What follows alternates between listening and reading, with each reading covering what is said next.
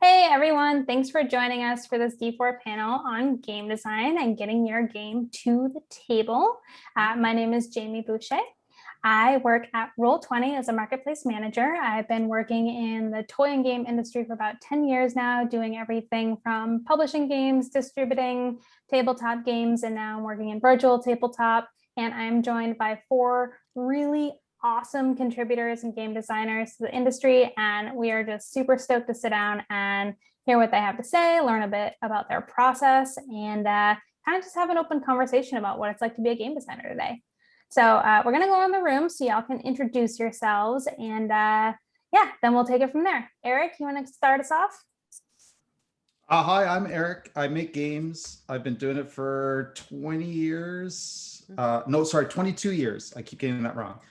22 years. I've worked as a freelancer since 1996 and have done games for companies like Fantasy Flight, Asmodee, Wizards of the Coast, Hasbro, Mattel, Exploding Kittens, Spin Masters, Simon, formerly Cool Mini or Not. And for 3 of those years, I had worked as the game director of Simon, which is great and fun. I'm now back to doing game design, full-time freelance and consulting. Awesome. How about you, Gabe? Hi, I'm Gabe. Right now, I currently work with Jayme at Roll20 as a creative producer and game designer. I have done work with MCDM, Paizo on Pathfinder and Starfinder. I've worked in design for Critical Role. So I stay pretty busy. It's been a learning curve, but that's part of why we're here. Totally. Kathleen? Hey, I'm Kathleen Mercury. I'm a middle school gifted teacher, but I also design games because I started teaching game design to my students and I thought it was fun. So I have upcoming titles from WizKids, Greenbrier Games, Colossal Games coming out. My first one, Grease Lightning from WizKids, hits the shelves in June 2021. So I will finally have my first game on the shelf. But I'm also a contributor to the podcast, Games in Schools and Libraries and on Board Games. Awesome. And last but certainly not least, Omari. Hey, I'm Omari Akil. I'm game designer and also I founded and currently run a publishing company with my brother called Board Game Brothas. And so, yeah, we've successfully released one game, but I also do some freelance design. So I have a couple other designs out in the wild and a few coming soon. Couple tabletop RPGs, actually. I've done some micro RPG design in a couple of anthologies that are, one is out and one will be coming along soon. And I do some other cool stuff in the industry, and including being the president of the Indie Game Developer Network currently for the next couple years. And I also do some Twitch streaming, trying to highlight some of the game design process as well. Yeah, and that's me. Awesome. So obviously there is just an incredible breadth of experience here between the four of you. I feel like we've seen so many different types of games, working for some of the biggest companies in tabletop, and also just like real startup mentality, doing stuff on the side as a passion, as a hobby, and turning that into a business in some cases. And so my first question is really general. I just want to get your opinion on what it's like working in tabletop today. Obviously, this hobby has really changed a lot since its inception. And I just really want to get your perspective on what it's like for folks that are curious about that. Anyone can answer. I'm from the old guard. I want to hear from the new guard.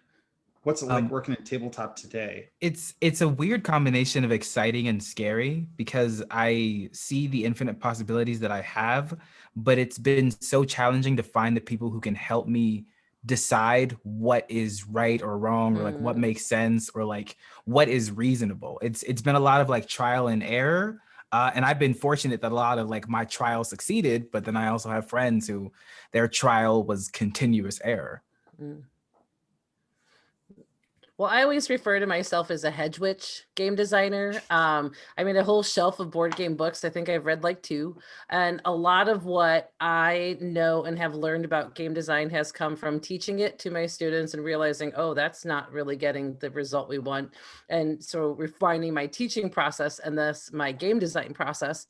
And then especially with like feedback from my students, both in terms of how I'm teaching this, but also like on my games themselves. So I definitely know how much better I've gotten at teaching game design over the last 10 years. I always say I want to apologize to the kids 5 years ago, like every year, but then, yeah, I mean, I think especially as like, I am someone who has learned and gotten better by just doing a lot of bad work and being really receptive to feedback to make it hopefully better. Yeah, I mean, it feels very similar to me, just like the sort of, we feel the scale and how quickly things are growing. And a lot of times it feels like the resources haven't caught up to be able to, support new designers who are coming in. So yeah, it can feel very disjointed, but at the same time so exciting because you get to see all the different ideas that kind of are coming with that pace that we're seeing in the industry right now. So yeah, like just like Gabe said, it feels like endless possibilities, but trying to figure it out and manage that is the unwieldy part. I'm And curious. Oh, go ahead. I was gonna say, and it's the coolest thing ever when it works. It's like, oh my God, I sold this. Oh my God, like this is gonna happen. Like I've seen proofs of my games. So that means it's real and they're gonna be out there. And it's so cool because, I've been working on some of these games for like 7, 8 years. And so that they're finally now like going to happen, you got to have perseverance. You want to work in this industry, kid. No other question about that. For sure. And so how does that measure up, Eric, to sort of your old guard experience? And Yeah, it's funny. So I mean, there's yeah, like the more things change, right? Like they're everything that, like, listening to the 3U, I was like, that was me 20 years ago. With the key difference is that what the thing that gets me so excited, right? I mean, I'm looking at this panel. This panel doesn't look anything like any panel I would have been on 20 years ago, and that's amazing, right? That like, I don't know, that fills my heart. I love it, right? And so we're finally 20 years since I started, we're finally getting to the point where we're starting to recognize that games are for everybody, and everybody actually means everybody, like the whole world. We have a pretty diverse hobby already, but generally speaking, it's I like to call it the descendants of Gary Gygax, right? Like, so people who grew up on D&D and had a lot of the same kind of backgrounds.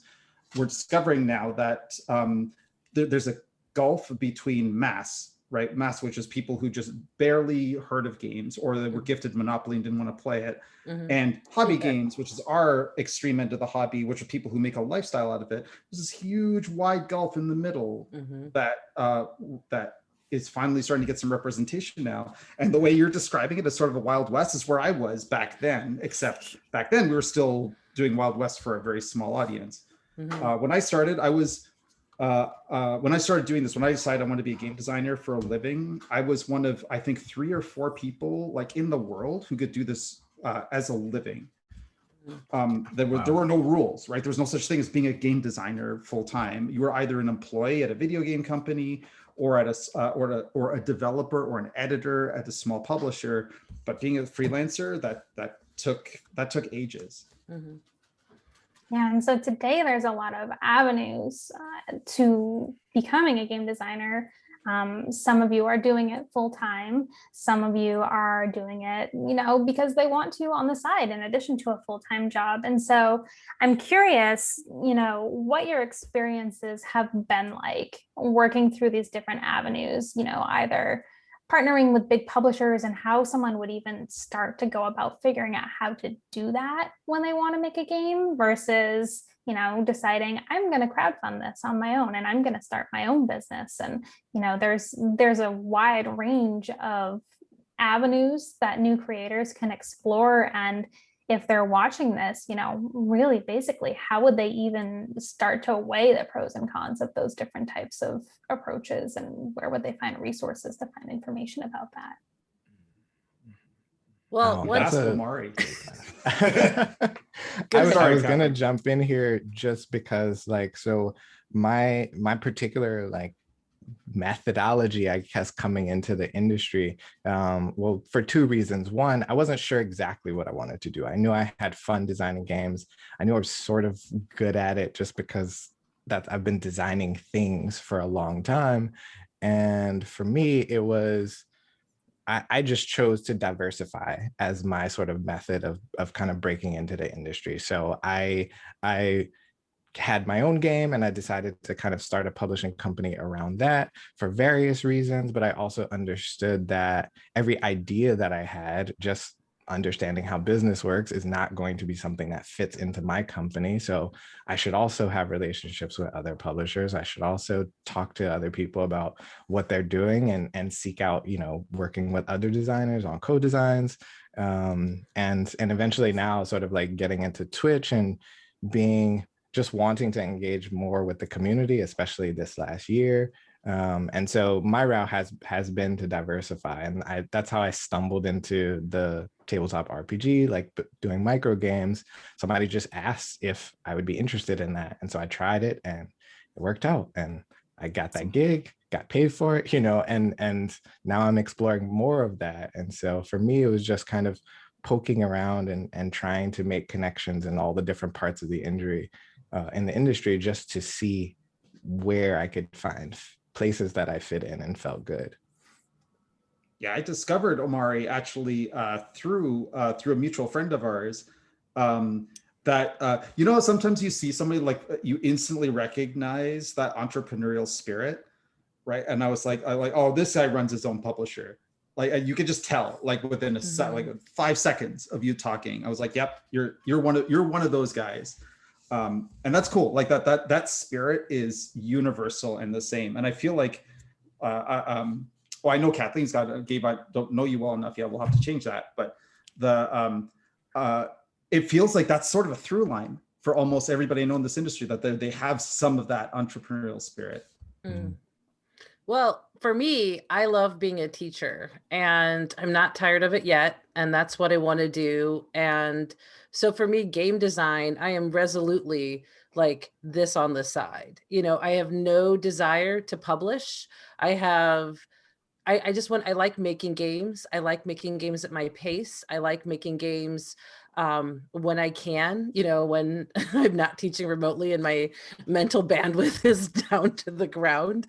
And so I think that's something that's important for people to think about when you're wanting to be a game designer. You can absolutely be a viable game designer in the industry, have relationships, get yourself out there, get your name out there, and still work a day job.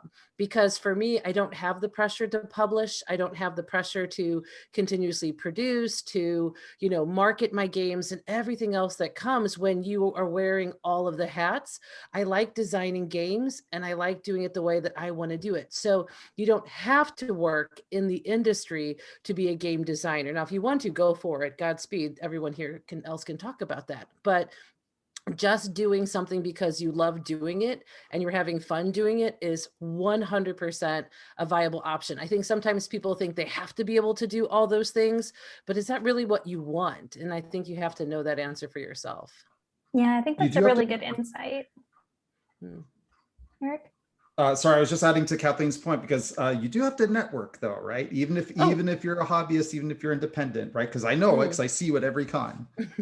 Well, and I'm a teacher, right? So having summers off has made it really easy for me to go to, game Right. conventions and all that. And it definitely is harder if you can't afford to go to game conventions. That's one thing I have loved in a byproduct sort of way about the pandemic, is how many cons and have had game design events, pitching events that are virtual. So people who can afford can go. So people who are extremely introverted can still go and pitch their games. And I would be really sad to see some of that go away. But that said, I love the gaming industry. I mean, one of the reasons why I like making games is so I can keep hanging out with people in the gaming industry, so there's that too.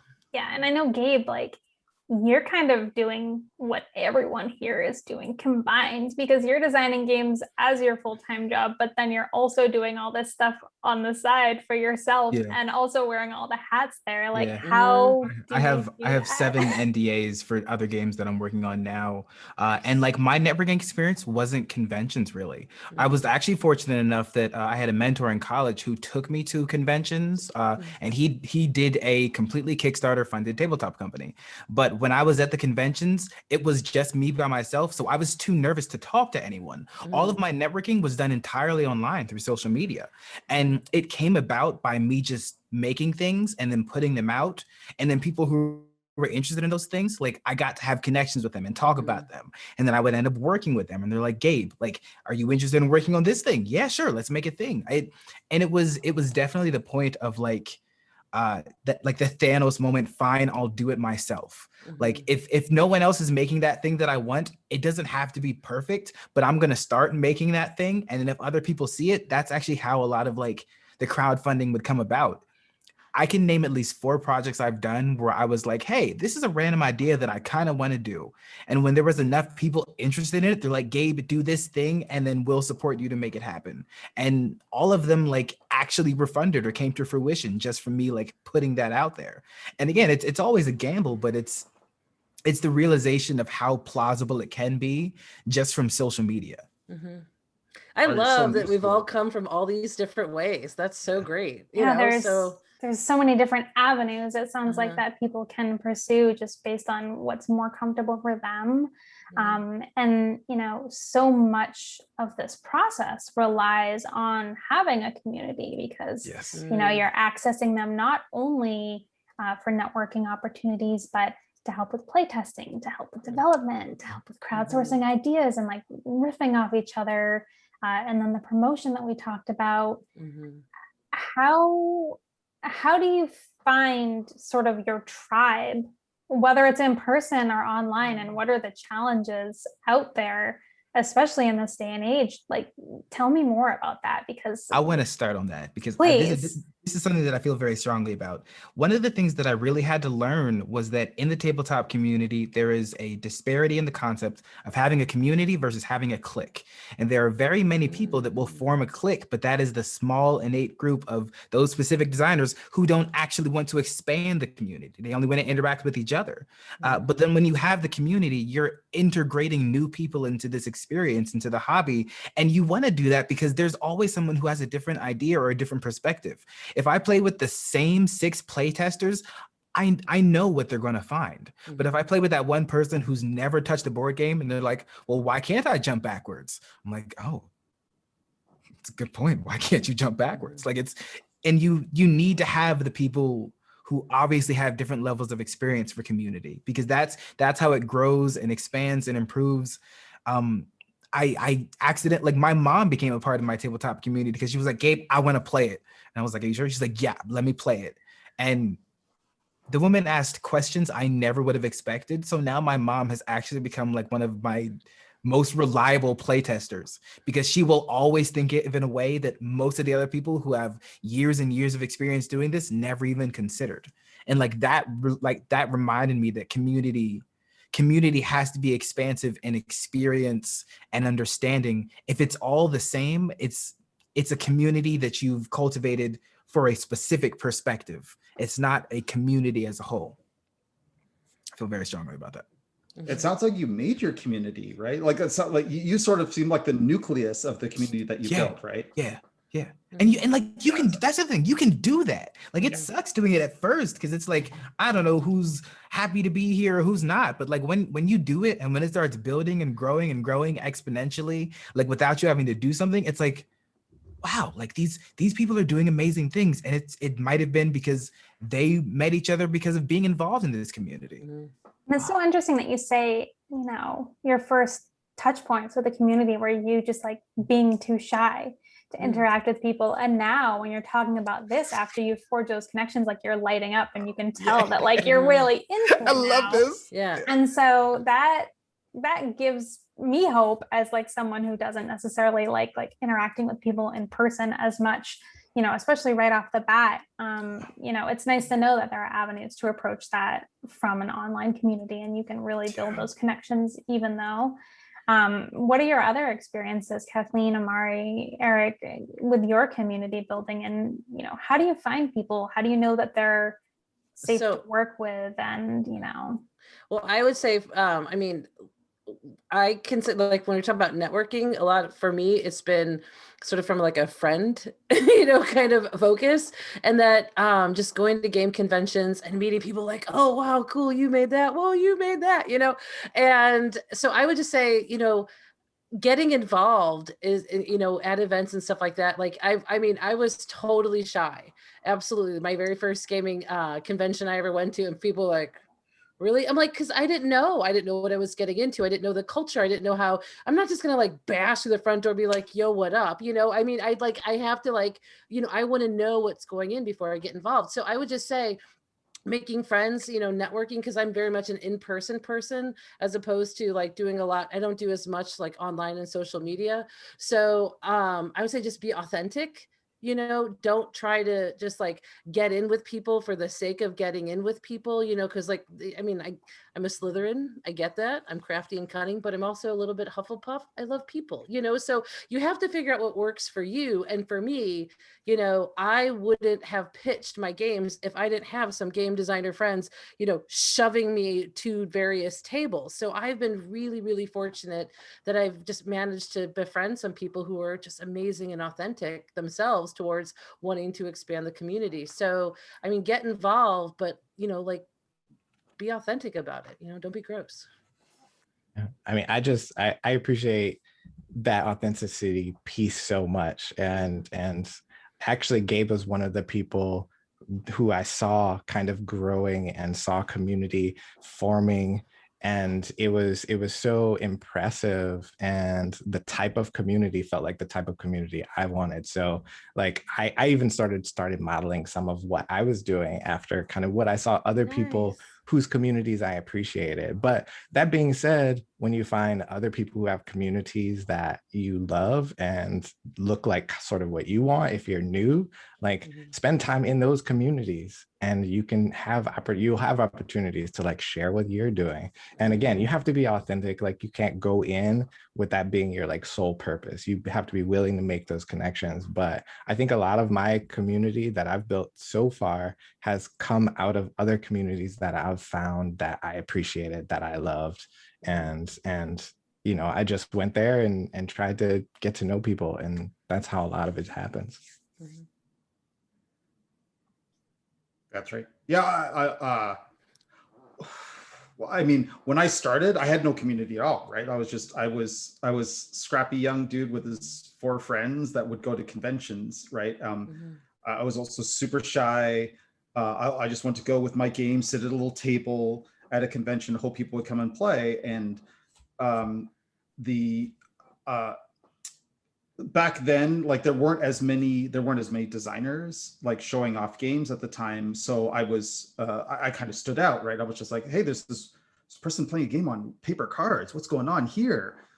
And so I got super lucky, right? I met Richard Garfield at Wizards of the Coast on my second year going to Gen Con. He's like, what's this game over here? Let me see that. And he sat down, gave me 2 hours of feedback. And I was like, yep, I'm home, right? This is it. And after that, like, I just decided I'm just gonna be the guy who like goes and like accosts anybody I want to. You can approach as anybody you want to, get like give me some feedback, be brutal, I don't care. But for my gaming community, I mean, I live in Toronto, Canada, which is like, it's sort of a unique microcosm. Like, already we're like New York for you American viewers, right? We're this like group of neighborhoods with incredible diversity and of background and stuff, and it's a gaming mecca over here. So I also married an extrovert gamer who kind of helped me build our community here, right? Like, everybody who lives here, like, they don't know me, they know my wife, right? So she runs our playtesting for us. I just make the games and just try to be friendly. So my solution was to marry up. Good choice. Oh man. Yeah, it's interesting because, you know, you've all had these sort of blossoming like transformations from what you envisioned happening to now. And like when you were talking about your experiences at the very beginning of our conversation, a lot of you mentioned, you know, that part of the apprehension to just jumping in was failure. And part of the reason why you've all seen a level of success is because you didn't let that failure stop you.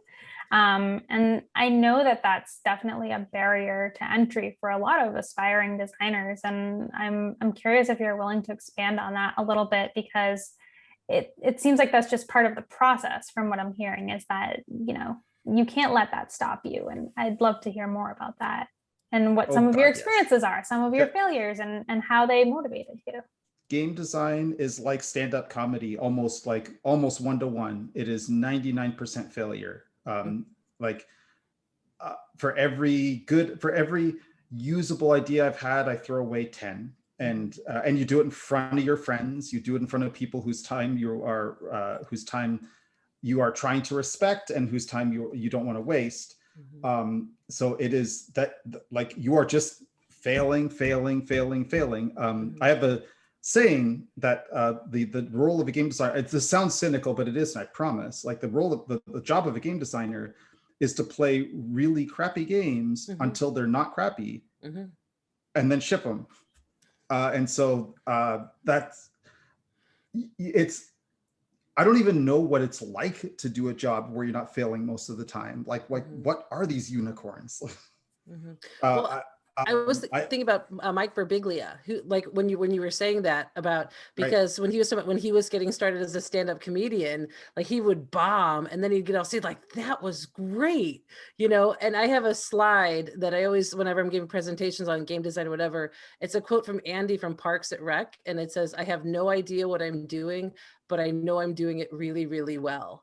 And I think that, to me, like embodies like what you kind of have to do as a game designer, because otherwise you'd stop. There's plenty of people who can't get past that first playtest and they never make anything again. They never try again. You have to be willing to, it's like in RPGs, right? It's not failure. It's a whole new avenue that just opened up that you weren't thinking about. And if you're smart, and in terms of like, and you can pivot and you can go down that pathway, if that's the way your players want to go, there's whole new avenues you may never have even thought of. But if you're like, nope, this is my game and this is what I'm doing, and they don't like it, so everyone else is terrible, and I put it back in the box and it stays there forever, yeah, it will. So it's like a little like stand up and a little like improv, and you're gonna mash them together, is what I'm hearing. Yeah.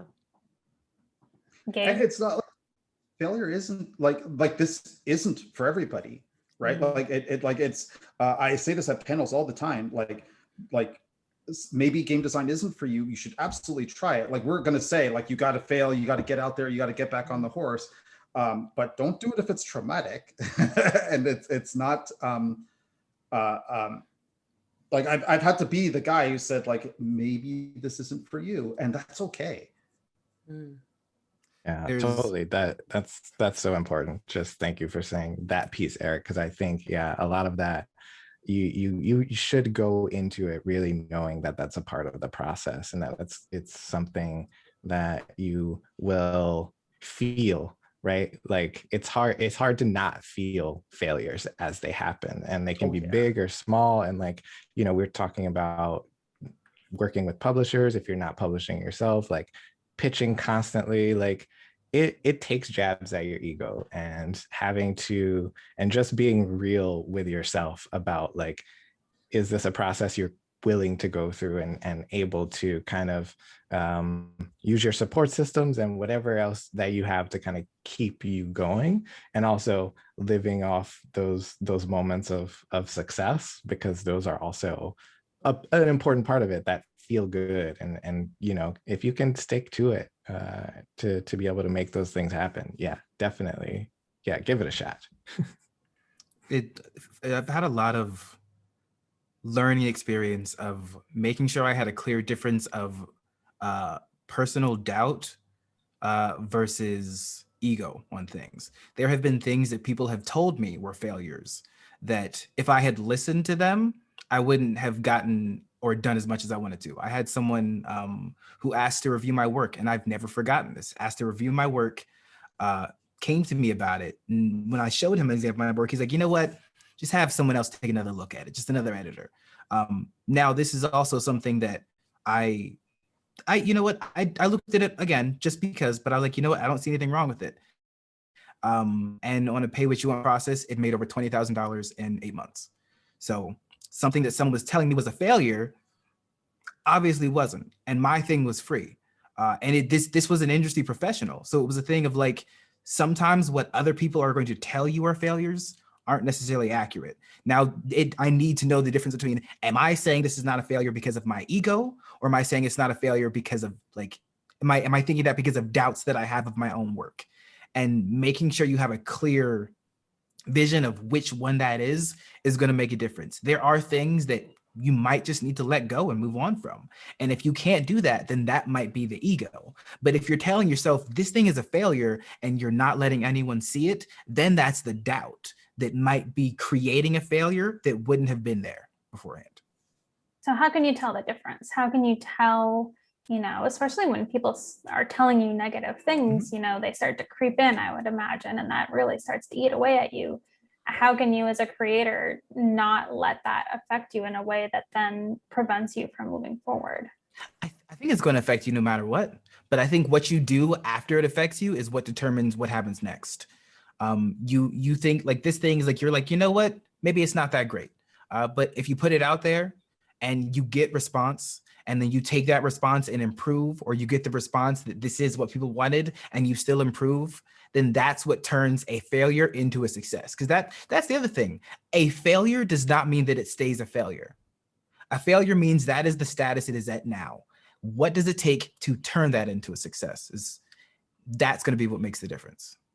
Yeah. Oh, 1,000%. Sorry, Kip. No, I interrupted you last time.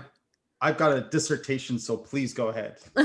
I mean, I had somebody take a game card for a prototype, and I started explaining the game, and they looked at me and they're like, I'm not staying up late for this. And they threw it at me, So it's like, guess what? We're not friends anymore. And it's true. But the other, well, I barely knew the guy, but if you want to make sure that I'll never play games with you again, that's a good way to do it. But the other thing too, though, I think sometimes for me, especially, like I've been to events where I'm the only like woman designer behind the tables, right? Speed dating, whatever else. And my thing is like, I say very intentionally, I know there are problems in this game. I won't know what they are unless you help me find them. You will do me no favors whatsoever by saying it's really great. You will not hurt my feelings. Tell me what you really think. And I think sometimes, especially when people, like, especially when they're like, I'm a woman and they're guys and they're trying to be nice and chivalrous or whatever you want to look at it as, which I assume all positive intent, but especially once I have that like little intro conversation, then the gates are open and then I get all the feedback because I want to know where all the problems are. And I think that's what's made me to be successful with my games is really inviting people to like unload on me. I would rather hear 99 ideas that I don't like and can't work for the one that just like lights everything on fire. So instead of being like, that's the biggest shift for me. Instead of being like afraid of feedback or whatever, I'm like, bring it, give me as much as what you think. I'll sort it out. I'll figure out what works for me, what doesn't, but you cannot stop that pipeline. You can't be afraid of that pipeline. Anything people throw at you, good. Keep your mouth shut, listen, write it down. And is that something that you've incorporated into your lessons when you're teaching other people about game design? Because, that's a very adult perspective from what I'm hearing. Right. You all seem very strong and One of my proudest things about when I teach game design for kids is they're very afraid of play testing in the beginning and, having to like sort of develop mindsets and all that other stuff. But the thing I'm most proud of is kids they start begging for more play testing time and they get mad when other kids don't have their play testing feedback forms to give to them. So when you've got middle school students who are willing to put hot messes on tables because they want to get ideas from other people, I'm proud of that. That's amazing. That's awesome.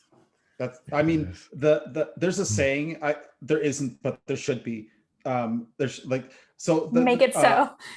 I've taken a saying that like play testing is a major part of game design. I've taken that statement and inverted it. My philosophy is that game design is a small part of play testing. Mm-hmm. That's what we do is play test games. Mm-hmm. that's our job. And so much of what we do is collecting feedback. That's step one, but navigating that feedback, that's the job, right? That's what makes us who we are, and everybody interprets it differently. The hardest thing to hear, I think, about this profession is that there is no right way and there's no wrong way to navigate feedback. There's your way, right? And I'll tell you what I think, right? Like 99, I get feedback all the time. I do a lot what Kathleen does. And like, I'm generally very quiet. When I play a game, when I put a game to the table, I'll put it out there. I try to become invisible as quickly as possible. And let players interact with each other and kind of forget I'm there. 99 times out of 100, gamers, especially if they're hobby gamers, if they're in franchise gamers at a convention, are going to try to turn your game into their very specific game, a game to satisfy not even their game, but a game to satisfy a very specific use case that they want. That's fine. That's not a problem, right? You're not going to be able to use most of it, but I consider it the responsibility, in my opinion, of the designer to observe first and listen second. And you'll find 99% of what you need just by watching them play the game. The postmortem is a nice bonding moment afterward, but you pretty much caught, like, once you got the experience, you pretty much caught everything you needed to catch right there in the moment. I found this is, I'll bet you a bunch of you are cog-sci students, right? Like, a lot of really smart people are really bad at retrograde memory, and they edit their own memory of a playtest that they play to not make themselves seem smarter, but to editorialize their own experience, right? I get this all the time. I watch people play a game. They're struggling. They're very clearly struggling with a core part of it for the whole game. They're not getting it. They have to have it repeated over and over and over and over again. At the end of the game, they get it. Especially if they're really smart, or if they're shy, or if there's a weird power dynamic at the table, and you ask them. So if you ask them, so what do you think? They'll usually say, "Oh yeah, I got that. That was easy." Right? It's your job to observe with honesty, and that's really, really hard. It's hard. It takes a lot of guts and it takes a lot of vulnerability, but it also but that's why the verbal feedback doesn't really affect me as much, because usually I take the biggest punches just by watching them play. It sounds like there's vulnerability then involved on both sides of the table then, because the folks who are giving you that feedback, especially if you're Eric Lang and like you're Omari, like you guys are real deal game designers, and folks probably don't want to hurt your feelings or put themselves in a position where you might be angry at them. How do you mitigate that when you're trying to find communities to sit down and do this collaboration with you? Hey, I got a fun trick, but I talk too much. I mean, I just think it's similar to what Kathleen sort of described with her students. Like, you try as best you can to create a safe space, and you can do that by setting expectations. You can do that by, similar to what Kathleen was saying, really giving them a good idea of why they're there, what they can contribute, and what exactly you need. And I think that all of those little things, there's a lot of little things you can do to just try to make that space safe. And even before you approach people to play test, you can kind of lay some of these things on a table, especially new people who aren't familiar with the process as much. Just kind of describing what you're going to need to get out of it. And yeah, hoping that they can meet you halfway. And when it's happening, just reinforcing that as you can. So one of the things that I always bring up during playtest, especially if I'm playtesting a longer game, if I don't set a cap for time immediately in the beginning, I'll also offer at like halfway through and just be like, just to remind you, if you do not want to finish this for any reason, you're totally welcome to get up, to stop. And that, I think that kind of vulnerability and openness about the process and trying to make sure everybody feels good is all really useful and helpful. Now I have two tricks, but I will happily wait my turn. I think it's your turn. I mean, so Tell us. I've developed I've developed these things over the years, right? And unfortunately, some of these tricks have an expiry date and become less useful as we talk about them more in panels. But the first trick I use, which I started using like over a decade ago, is if I'm playing at a table with strangers, right, who know who I am but don't know me personally, I'll often go in and I'll go in like, hey, somebody gave me this game to play. Like some other designer, I don't even know who it is. Let's see if this is any good, right? Immediately gives everybody permission to be forthright and honest and take my own vulnerability off the table. That has an expiry date because the more people who watch panels like this are like, hey, I know that trick, right? But it works. It works for the non alpha or non-franchise. Another thing I do, and this also ties into what Kathleen was saying, make sure to give permission at the table. In my opinion, game design is at the skill of game design is at the very least 50% empathy. You've got to read, you've got to understand the room. You've got to put yourself in their place as often as possible, and you've got to develop a sense of if people are having fun or not, verbalized or not. Recognize discomfort. Recognize, I mean, everything down to trauma, because sometimes playtests are traumatic for players. You got to recognize that, and it's on you to put on the brakes, or for you to police the game rather than ask for it. So one of the things I do when I start playing the game, first I just set the tone immediately. I come in with the game and I start beating up on the game right away. Right, I'm like, yeah, this is okay. Like, there's a bunch of crap in here that doesn't really work, and that kind of diffuses the room a little bit. Sometimes I just troll the game from time to time. Like I'll do something that's really dumb, like oh that, or I will make commentary about the games, like, oh, that was kind of dumb, right? And sometimes, like Omari did, I will just stop a game and go like, let's just stop. I don't think we need to go on anymore. Sometimes just as a test to see if players really want to keep going. That's a really good honest test for me. But the key is like there's no one prescriptive set. You got to adapt to the needs of each individual table, and that's where I think empathy comes in. I have play tested with designers who lack empathy, and I don't know how they do it. Like I don't know how they keep play testers, because it is rough. I have a trick unless Gabriel wants to throw something in. No, go ahead. Give me your tricks, because mine's related and then veers off a little bit different. So this is from my friend John Brieger, who is a developer, and he's hilarious. And I swear this is something that he does intentionally, and he says he doesn't. But I've play tested games with him, and this has happened multiple times where he says, wait a minute, I need to go to the bathroom. Play, and if you come across like a rule or something, or you're not sure what to do, just make up something and then just tell me what you did, and you go back. And he goes off to the bathroom and he comes back and people are like, oh, well, we had this and then we did this. And I was like, you do that on purpose, because when then you're not sure how you want something to go, you leave so they can make it up and you can get that like pure unvarnished thing. He's like, no, I actually do have to go to the bathroom. I'm like, I don't believe him.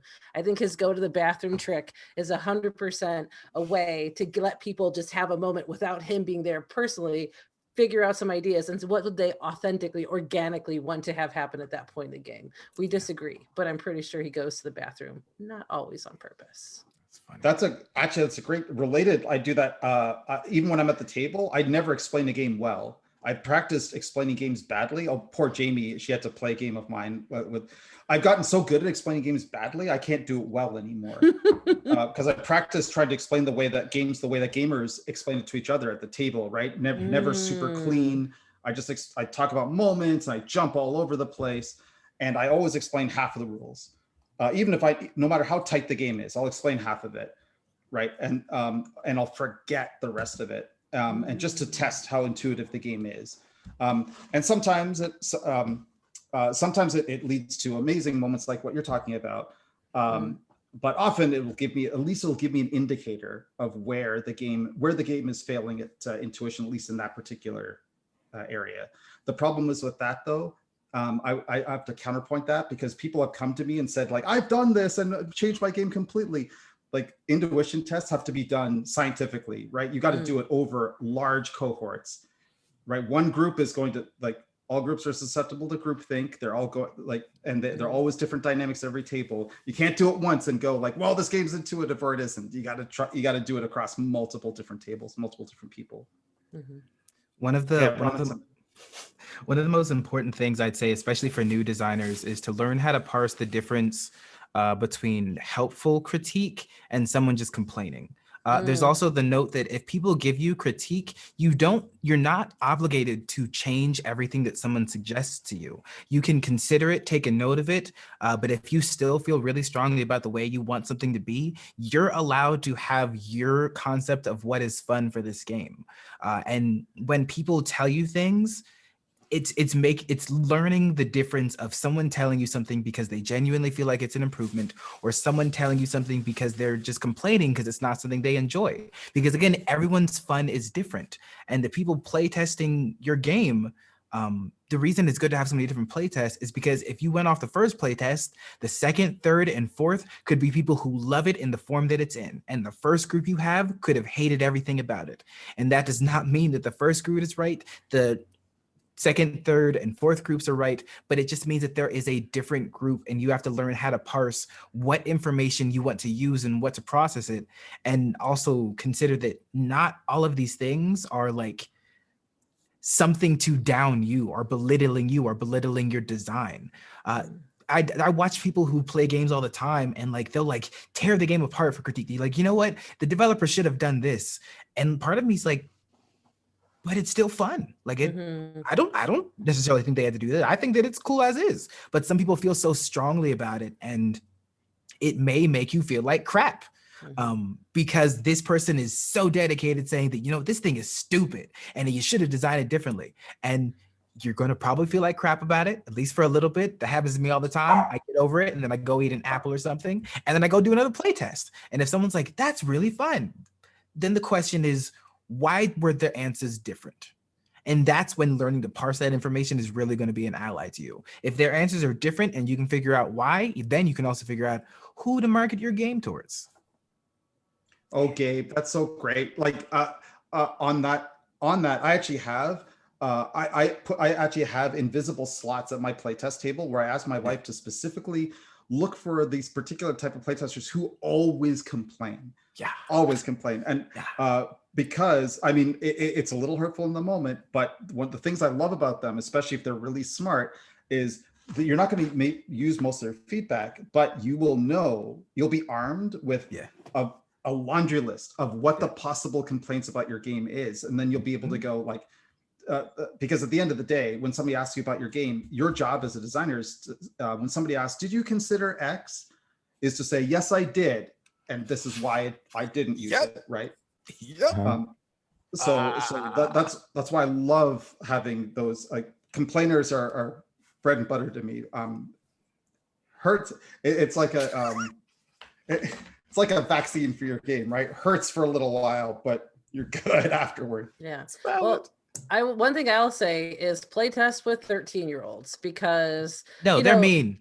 Oh, well, but you know, the thing is what I love is that they don't have the lenses of the adult. What's the market? You know, how saturated is this? What are my components? They don't think about anything. They're like, you know, what would be cool if, and when kids say that, that's when my little puppy dog ears perk up. I'm like, go on.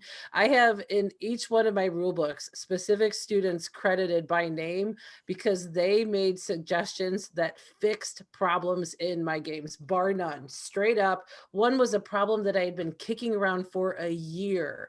And I had a kid walking into Ms. Lambie's English class, and he's like, well, you know, what if you just did blah, blah, blah? And I was like, that's it. That's literally it. And I play tested, and it worked, and it held, and it's held ever since, you know? And so they just don't have those same sort of like lenses that we have as far as like what you do and what you don't do. And, you know, kind of like what the standards are. It's just completely unfiltered, and you can get the most amazing. I mean, I had a student design a game once, so it was area control about lice harvesting blood from a scalp, you know?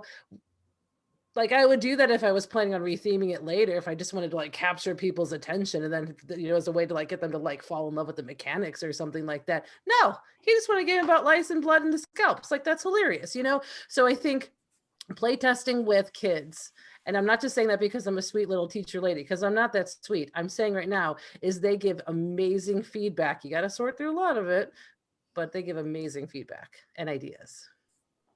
That's awesome. I would play that game just for the record. Okay, we are running super low on time because this has been a really awesome conversation, and I really appreciate you all giving your inside scoops and secret tricks. We got to wrap it up a little bit. So what I'd like to do is just kind of go around the room, kind of rapid fire style. And for folks that are watching, just give an advice, a piece of advice. It can be short, sweet, whimsical, weird, whatever, but you know, there's a lot of people watching this that are aspiring designers. And if there's something that someone would have told you as you were getting started in this, just like that little thing that they'll look back on forever and be like, I'm so glad that this person told me that. Sprinkle that in and let us know where we can find you if we want to hear more of your musings later. So if you have a website, if you have some social handles that you want to shout out, projects that you're working on that are coming up soon, let the people know where to find you. And then we'll say goodbye and folks can seek you out on their own to continue the conversation if they want. Let's go reverse order this time. Let's start off with Omari. Can I go first? Can I go first, please? Yes. Okay. I got enough attention. I have enough followers on social media, so I'm not going to plug anything. I'd like to give my space to the other three. The only thing I want to say is just go for it. That's it. I know this is the most cliche thing ever. Just go for it. I'm done. Okay, that was great advice. Omari, what about you? Oh, it's my advice was very similar, but there's a specific piece that I think discourages a lot of new designers, and that's seeing games that are similar to theirs. And I think that can be a big discouraging point. And I am very familiar with what exists in the market, and similarities are a dime a dozen, and you can still find gems in games that are alike, and you can still find community and people to play your games. Like, as long as we're growing, I think there's space for more people to be involved. And so just don't let that stop you. I think it just feels like we lose a lot to just that idea that somebody else is doing something similar to me. And I feel like there's space for more, and I want to see it. That's awesome. As for myself, if you do want to find me, easiest is I'm Akiliverse, AKILAVERSE on Twitter and Instagram, and check me out on Twitch. Definitely come follow me there. I try to showcase game design things there. My company, Board Game Brothers, we have 2 games. One is being reprinted and one is on the horizon of being printed. Those are Rap Gods and Hoop Gods, and you can find those on our website and actually pre-order both right now if you're interested. But yeah, that's mainly the places you can find me and what I have going on right this second. Awesome. Kathleen? So one thing I always say to my students is, if you do everything the way people tell you to do, you will be very good, but you will not be great. And greatness comes when you break rules, when you make your own rules, when you change what people thought were the rules. So whatever advice that we give, under no circumstances do I think that people should absolutely follow it. You have to find your own voice and push forward to what is your authentic self. And that's where, even if it doesn't work out, you're going to know you trusted yourself. And that's huge in this crazy, crazy world. So I am at Mercury on Twitter. That's Mercury with 7 M's. And I provide all of my game design teaching resources for free at KathleenMercury.com. I make no money from it because I pay the hosting fee for the website. And it's used all around the world at every level, K through collegiate. War game colleges now, and like for the US Navy and for like the Norwegian Navy, they like how I explain mechanics. So anyway, KathleenMercury.com. So if you want to learn about my game design process or teaching it or whatever, it's all there for free. Awesome. Thank you. And Gabe, last but not least, you want to bring us home?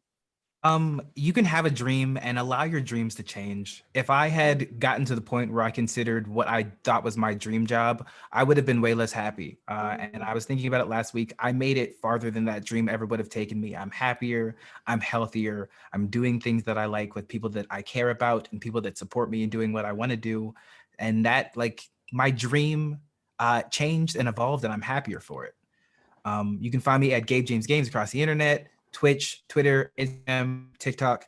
Don't go to TikTok though, because it's just all weird dancing stuff. Pretty much any social media. It's a mess. Amazing. Darn it, Jayme, I'm sorry. I feel irresponsible for not adding one little nugget at the end. I forgot Go for about it. that. You got time. If you're watching this panel, I'm sure there are a lot of you watching this panel that are very creative, are very smart, are very capable, that can do what we do, but for whatever reason, you may not feel welcome for whatever reason. I would just encourage you, if anything, if you take anything from this panel, just take a look at who is sitting on this panel, compare this to what was happening to a panel even 10 years ago, and just know you are not only welcome, but you're wanted and you're supported. So that's where my go for it was coming from. Mhm. All right, I'm done. Yeah, let's I get love weird. that. Yeah. And, you know, everyone here is here because we're welcomed by other folks around us. And I think that, you know, from what I know about all of you, you are all paying that forward in a really big way by creating these super healthy, safe communities and inviting people to come sit at your tables. And I really appreciate it. And I know that the people you're having come sit with you do too. So thank you all so much. And thank you all for watching. And we'll see you out there someday. Yes. Bye.